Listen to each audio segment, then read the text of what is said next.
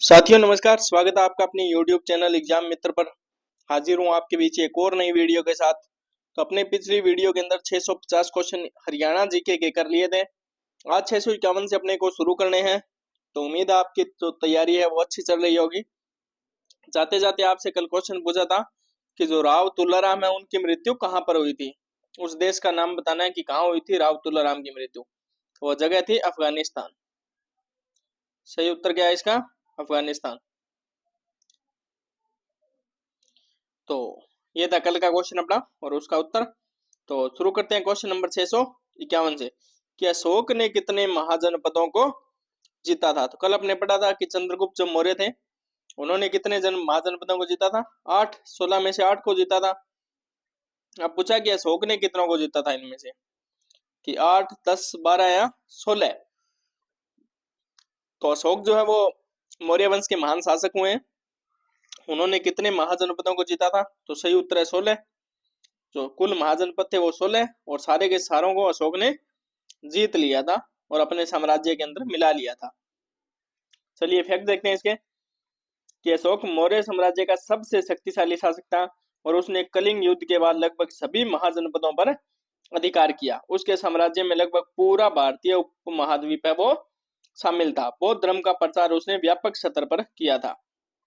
तो अशोक ने 16 में से अधिकांश महाजनपदों को जीतकर एक विशाल साम्राज्य स्थापित किया जो उसकी शक्ति और रणनीति का प्रमाण भी है। चलिए अगला क्वेश्चन अपन देख लेते हैं कि फिरोज शाह तुगलक अशोक के टोपरा अभिलेख को दिल्ली कब ले गया था। तो अशोक का जो टोपरा अभिलेख है उसे हरियाणा के अंदर जो था उसे अशोक अपने फिरोज शाह तुगलक वो दिल्ली ले जाता है। दिल्ली के फिरोज शाह कोटला के अंदर ले जाता है। तो पूछा कि कब ले गया था, उस समय काल का पूछा कि 1325, 1342, 1353 या फिर 1360।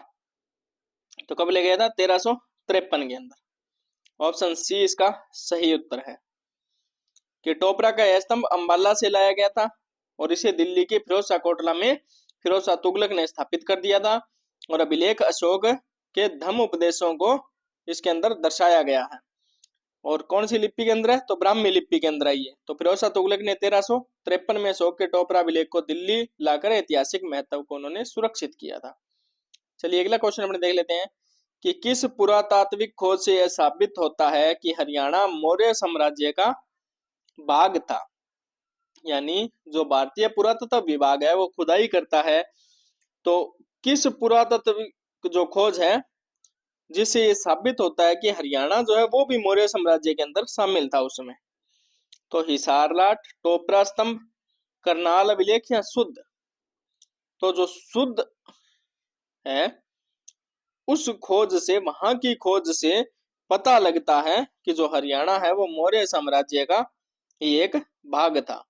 फैक्ट देख लेते हैं कि शुद्ध के अंदर मौर्य कालीन शिलालेख पाए गए हैं। यहाँ से टेराकोटा मूर्तियां और सिक्के भी मिले हैं। यह हरियाणा के मौर्य साम्राज्य में शामिल होने का प्रमाण है। एएसआई जो भारतीय पुरातत्व विभाग ने उन्होंने उसकी पुष्टि की है। चलिए अगला क्वेश्चन अपने देख लेते हैं क्वेश्चन नंबर 654 कि मौर्य वंश के पतन के बाद हरियाणा में सबसे बड़ा गणराज्य कौन सा था। देखिए मौर्य वंश का जब पतन होता है उसके बाद में छोटे छोटे गणराज्य हैं वो बन जाते हैं। यानी कोई एक छत्र राज किसी का नहीं रहता है। जो स्थानीय नेतृत्व है, स्थानीय राजा है, वो उभर कर सामने आते हैं और छोटे छोटे गणराज्य बनते हैं। तो पूछा हरियाणा में सबसे बड़ा गणराज्य कौन सा था। तो अपने ऑप्शन देख लेते हैं कि अर्जुनायन, कुनिंद, योद्धे या फिर मौर्यवंशी। तो कौन सा था? योद्धे।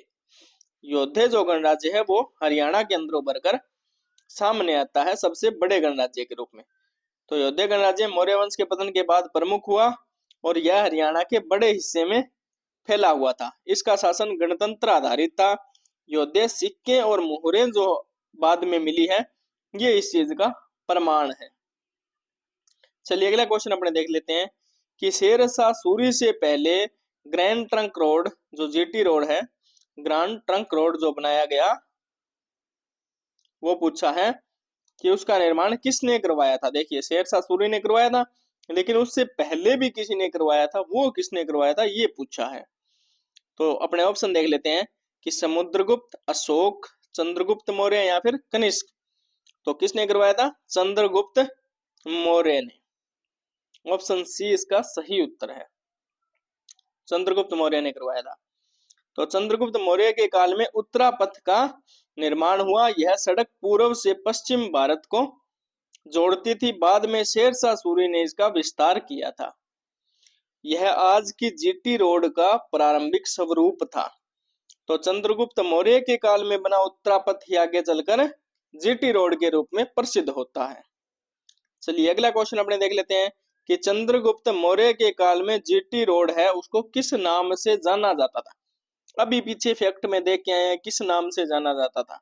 राजपथ, अशोक मार्ग, उत्तरापथ या मौर्य राजमार्ग। तो उसे जाना जाता था उत्तरापथ के रूप में। उत्तरापथ के नाम से जीटी रोड को उस समय जाना जाता था। यह एक प्रमुख व्यापारिक नगर था। तक्षशिला से पाटलिपुत्र तक जाता था। ये भारत को पूर्व से पश्चिम की ओर जोड़ता था ये, और तक्षशिला से पाटलिपुत्र जाता था। इसका उपयोग है वो व्यापार, युद्ध और प्रशासनिक उद्देश्यों से के लिए किया जाता था। बाद में शेरशाह सूरी इसका विस्तार करते हैं। तो जीटी रोड का प्रारंभिक नाम उत्तरापथ, और जो प्राचीन भारत की सबसे महत्वपूर्ण सड़क थी। क्यों थी? क्योंकि वो व्यापारिक और युद्ध और प्रशासनिक दृष्टि से बहुत ही ज्यादा महत्वपूर्ण थी। अगला क्वेश्चन देख लेते हैं कि योद्धे किसके वंशज माने जाते हैं? जो योद्धे हैं वो किसके वंशज माने जाते हैं? कौरव, युधिष्ठिर, भीम या फिर अर्जुन। तो योद्धे किसके माने जाते हैं? युधिष्ठिर के वंशज। ऑप्शन बी इसका सही उत्तर है कि योद्धों को किससे जोड़ा जाता है? महाभारत काल से, और ये युधिष्ठिर के उत्तराधिकारी माने जाते हैं। इनका मूल कार्य था युद्ध करना। मूल कार्य युद्ध करना। यह योद्धा परंपरा से जुड़ा गणराज्य था। तो योद्धाओं की उत्पत्ति महाभारत के युधिष्ठिर से मानी जाती है। चलिए अगला क्वेश्चन अपने देख लेते हैं कि योद्धे कौन थे? व्यापारी, पुजारी, योद्धा या फिर कृषक। तो कौन थे योद्धे? योद्धे थे योद्धा, यानी युद्ध करने वाले थे। ये युद्ध करने वाले थे योद्धे।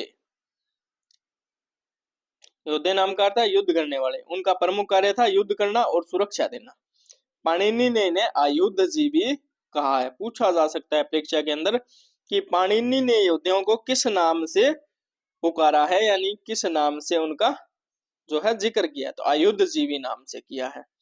तो सिक्कों और अभिलेखों में भी योद्धा दर्शाए गए हैं। योद्धे एक योद्धा जाति थी जो युद्ध कला में दक्ष थी और अपने क्षेत्र की रक्षा किया करती थी, और हरियाणा के सबसे बड़े गणराज्य के रूप में ये उभरते हैं। तो योद्धे जो गणराज्य है उसका विस्तार हरियाणा में कहां तक था? अंबाला और करनाल, रोहतक और भिवानी, गुरुग्राम और पानीपत, हिसार और सिरसा। तो कहां तक था? रोहतक और भिवानी। रोहतक और भिवानी। ऑप्शन बी इसका सही उत्तर है कि योद्धे गणराज्य हरियाणा के पश्चिम भाग में फैला हुआ था। रोहतक हो गया, भिवानी, सिरसा, औरंगाबाद इसके प्रमुख केंद्र माने जाते हैं। सिक्कों की खोज भी इन क्षेत्रों से हुई है, खुदाई के अंदर पता लगा है। ये एक संगठित गणराज्य था। तो हरियाणा में योद्धाओं का जो प्रमुख क्षेत्र है वो रोहतक व भिवानी था, जहां से उनके अनेक सिक्के और अवशेष भी अपने को मिले हैं। अगला क्वेश्चन अपने देख लेते हैं, क्वेश्चन नंबर 660 की योद्धाओं की राजधानी है वो कौन सी थी इनमें से? हिसार, रोहतक, सिरसा या फिर नौरंगाबाद। तो क्या थी? नौरंगाबाद थी। योद्धाओं की राजधानी नौरंगाबाद। नौरंगाबाद में योद्धाओं के सिक्के व मोहरें मिली है। इसे योद्धा गणराज्य की राजधानी माना जाता है। अब इसका नाम प्राकृतनाग हो गया है। नौरंगाबाद का नाम अब प्राकृतनाग। यह हरियाणा के इतिहास में महत्वपूर्ण स्थान भी रखती है जगह। तो योद्धाओं की राजधानी नौरंगाबाद थी, जो प्राचीन काल में राजनीतिक और सैनिक दृष्टि से बहुत ही ज्यादा महत्वपूर्ण मानी जाती थी। अगला क्वेश्चन देखते हैं कि नौरंगाबाद जो है उसका अब क्या नाम है? फैक्ट के अंदर भी ऊपर देख के आए हैं, क्या नाम है अब इसका? पुराणगांव, प्राकृतनाग, योधपुर या फिर तुगलपुर। तो अब नाम है प्राकृतनाग। ऑप्शन बी इसका सही उत्तर है। वर्तमान नाम प्राकृतनाग है, और ये योद्धे गणराज्यों की राजधानी मानी जाती है। यहाँ से योद्धे कालीन सिक्के मिले। ऐतिहासिक दस्तावेजों के अंदर भी इसका उल्लेख अपने को मिलता है। चलिए अगला क्वेश्चन देख लेते हैं कि योद्धे गणराज्य के जो सिक्के हैं वो हरियाणा में कहां से मिले थे? तो कहाँ से मिले थे? कुरुक्षेत्र, सिरसा, खोखराकोट या फिर मित्थातल? तो कहाँ से मिले थे? खोखराकोट। कहाँ ये खोखराकोट? रोहतक के अंदर। वहां से क्या मिले? अयोध्या गणराज्य के सिक्के मिले थे। बड़ी संख्या में अयोध्या सिक्के यहाँ से मिले। सिक्के किसके थे? तांबे व चांदी के, जिन पर क्या नाम अंकित था? योद्धे नाम। तो सिक्कों के अंदर, सिक्कों में युद्ध, धर्म और गणराज्य के प्रतीक होते थे उस समय। तो हरियाणा के रोहतक जिले के खोखराकोट से है ये अपने को सिक्के मिले हैं, जो शासनकाल की पुष्टि करते हैं।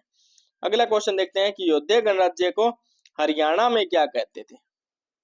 हरियाणा में अयोध्या गणराज्य को क्या कहते थे, ये पूछा है। तो ऑप्शन देखते हैं, बहुधान्यक, महाजनपद, तृतीय गण या फिर हरियंश राज्य। तो क्या बोलते थे? बहुधान्यक बोलते थे। बहुधान्यक। तो बहुधान्यक का शाब्दिक अर्थ क्या होता है? अत्यधिक अनुपजाने वाला क्षेत्र। तो यह नाम अयोध्या क्षेत्र की उर्वरता को दर्शाता है।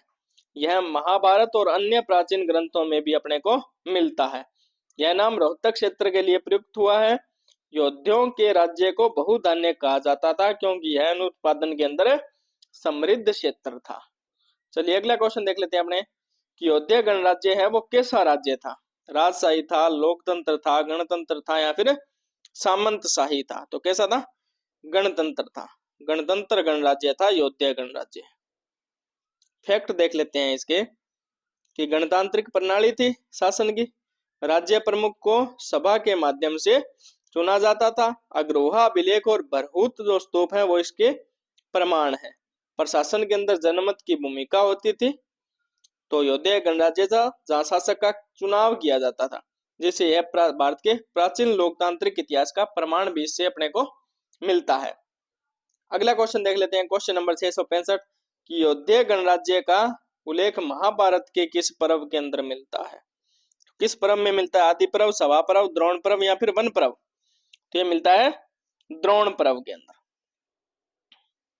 योद्धा जाति थी और ये द्रोण पर्व के अंदर इसका उल्लेख मिलता है। तो महाभारत के द्रोण पर्व में योद्धाओं का वर्णन है। योद्धा जाति के रूप में वर्णित है। युधिष्ठिर के वंशज माने जाते हैं और युद्ध कौशल के अंदर ये पारंगत थे।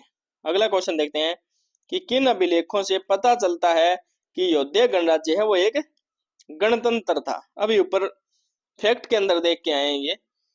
तो किससे पता लगता है? अशोक स्तंभ और प्रयाग अभिलेख, बरहूत स्तूप और अग्रोहा अभिलेख, पाणिनीय अभिलेख और नासिक अभिलेख शिलालेख, या उदयगिरी अभिलेख और ताम्रपट?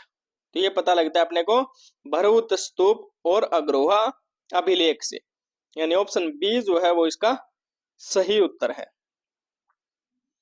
तो अग्रोहा अभिलेख में शासन प्रणाली का उल्लेख है और ये दोनों स्रोत है वो योद्धियों की राजनीतिक संरचना को दर्शाते हैं।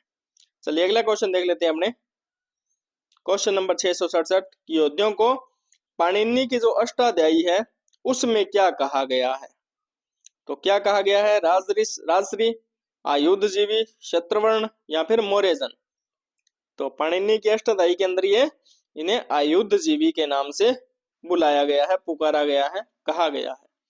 फैक्ट देख लेते हैं इसके। तो इसका अर्थ क्या था आयुधजीवी का? कि हथियारों से जीवन यापन करने वाले। पूछा जा सकता है परीक्षा के अंदर आयुधजीवी का शाब्दिक अर्थ क्या है? तो हथियारों से जीवन यापन करने वाले। योद्धा जाति के रूप में इनकी पहचान है। और 5वीं सदी ईसा पूर्व के अंदर जो पाणिनि है वो प्रसिद्ध व्याकरणाचार्य भी थे। तो पाणिनि ने योद्धियों को आयुधजीवी बताया क्योंकि वे युद्ध को ही जीवन का साधन मानते थे। चलिए अगला क्वेश्चन देख लेते हैं अपने, अयोध्या गणराज्य की मुहरें हैं वो कहाँ से मिली है? मुहरें कहाँ से मिली हैं इनमें से? मित्तातल, प्राकृतनाग, हांसी या फिर सिरसा? तो कहाँ से मिली? प्राकृतनाग जो अब का नाम है। पहले का नाम क्या था? नौरंगाबाद। क्या मिली है? वहां से मोहरें मिली है। और मोहरों पर लिपि पूछे तो ब्राह्मी लिपि के अंदर लेख है। प्रतीक चिन्ह पूछे तो मयूर और कार्तिकेय के हैं। मोहरें शासन की वेदता और आर्थिक व्यवस्था को दर्शाती हैं। चलिए अगला क्वेश्चन देख लेते हैं कि योद्धियों के समय किस वंश के शासकों ने आक्रमण किया था? यानी अयोध्या जो गणराज्य था उस समय किस वंश के शासकों ने आक्रमण किया था? तो मौर्य, शक, कुषाण या फिर गुप्त? तो किसने किया था? कुषाण शासकों ने। कुषाणों ने उस समय आक्रमण किया था, कई बार किया था। कनिष्क है वो कुषाणों का प्रमुख शासक था। योद्धाओं ने भी इनसे संघर्ष किया, कई क्षेत्रों के अंदर वे पराजित भी हो गए थे। तो कुषाण वंश के शासकों ने अयोध्या के स्वतंत्र गणराज्य पर आक्रमण किए, जिससे दोनों में कई संघर्ष देखने को मिलते हैं। योद्धाओं को हराने का कार्य किसने किया था? शुंगों ने, मौर्यों ने, कुषाणों ने या सातवाहनों ने? तो लगातार आक्रमण किसने किए थे? कुषाणों ने। तो कुषाणों ने ही योद्धाओं को हराया भी था। तो योद्धाओं को कनिष्क और अन्य कुषाण शासकों ने हराया था।